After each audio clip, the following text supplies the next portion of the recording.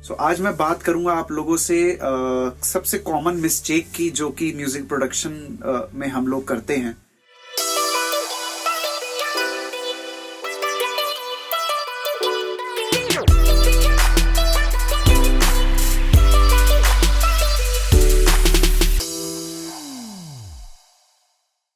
Hi guys, welcome to HC Music. I am Himanshu Chawla, music producer, composer and a sound engineer.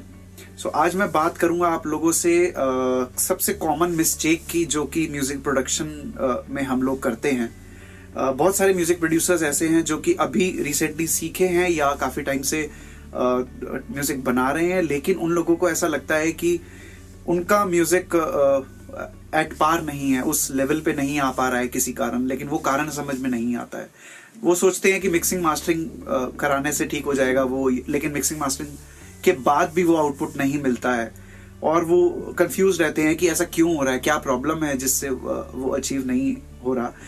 Obviously बहुत सारे अलग अलग कारण हो सकते हैं, लेकिन जो सबसे बड़ा कारण होता है वो होता है म्यूजिक को बेसिकली हम लोग भर देते हैं। हम बहुत सारे ट्रैक्स यूज कर लेते हैं, हम सेम फ्रीक्वेंसी के बहुत सारे इंस्ट्रूमेंट्स यूज कर लेते हैं।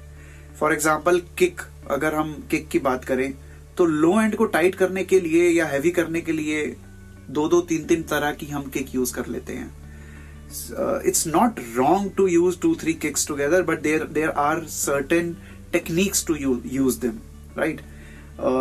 ऐसे ही हम अगर एक मिड्स की बात करें, एक पर्टिकुलरली फ्रीक्वेंसी रेंज की बात करें, उस पर्टिकुलरली फ्रीक्वेंसी रेंज में ही हम 3-4 इंस्ट्रूमेंट्स यूज कर लेते हैं।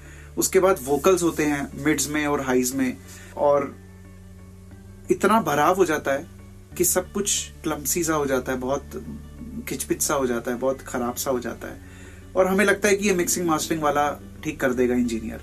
बट एट द एंड होता क्या है कि आपका गाना जो आपने सोचा होता है उस लेवल पे नहीं बन पाता है। So the common mistake which we actually do is filling the music a lot.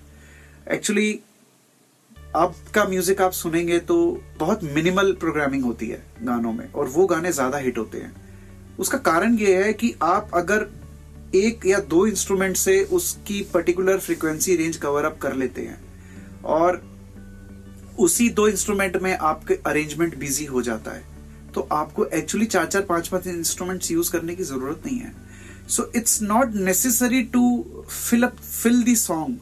It's important to engage the song, engaging the arrangement by using only 2-3 instruments. So for example, अगर मेरे पास एक piano, एक guitar, एक base, एक drum section और vocals है, तो इन 5 चीजों से ही मैं बहुत अच्छे से अरेंजमेंट करके, स्टाइल ऑफ अरेंजमेंट बहुत डिपेंड करता है इस पे, उसको तरीके से अरेंज करके मैं बहुत अच्छा म्यूजिक बना सकता हूँ। लेकिन यही मैं वोकल के नीचे 5-5 तरीके के इंस्ट्रूमेंट्स को डाल के लेयर करता रहा हूँ, रिदम सेक्शन को मैं 10-10 चीजें डाल के उसे लेयर करता रहा हूँ, और उसके बाद मुझे लगे कि हाँ अब पंच आएगा। एक्चुअली वो पंच नहीं, वो आपको आपकी फ्रीक्वेंसी को खा जाती हैं चीजें, और वो आपस में फ्रीक्वेंसी क्लैश होती हैं, कैंसलेशंस हो जाती हैं फ्रीक्वेंसी की, और उस वजह से वो चीजें निखर के नहीं आती हैं, बाहर नहीं आती है। सो एंड में होता क्या है कि इतना कुछ भरने की वजह से कुछ भी सुनाई नहीं देता है।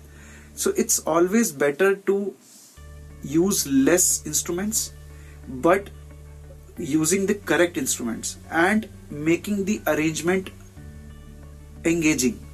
वो एंगेज होना चाहिए। एक इंस्ट्रूमेंट को ही आप बिजी रख सकते हो पूरे गाने में। So that is the most important thing, और ये मिस्टेक की वजह से ही प्रॉब्लम्स शुरू होती है म्यूजिक प्रोड्यूसर्स के लिए। So rather than filling the song, subtract करना सीखिए, माइनस करना सीखिए कि कौन से इंस्ट्रूमेंट्स नहीं यूज करने, कौन से करने हैं ये तो सबको पता होता है, बट ये एक बहुत बड़ा सीक्रेट है कि कौन से इंस्ट्रूमेंट्स यूज नहीं करने। अगर ये सीख जाओगे तो आपका अपने आप म्यूजिक बेटर साउंड करने लगेगा। जो चीजें सुनाई नहीं देती हैं वो सब सुनाई देने लगेगी। वोकल्स को भी अपना स्पेस मिलेगा, रिदम को भी अपना स्पेस मिलेगा, इंस्ट्रूमेंट्स को भी अपना स्पेस मिलेगा। सो म्यूजिक में सबको अपना स्पेस मिलना चाहिए। So that is the main technique. I think ये वीडियो शायद आपको अपनी म्यूजिक प्रोडक्शन को इम्प्रूव करने में हेल्प करे, और अगर आपको ये वीडियो अच्छी लगी हो तो इसे शेयर जरूर करिए। Thank you.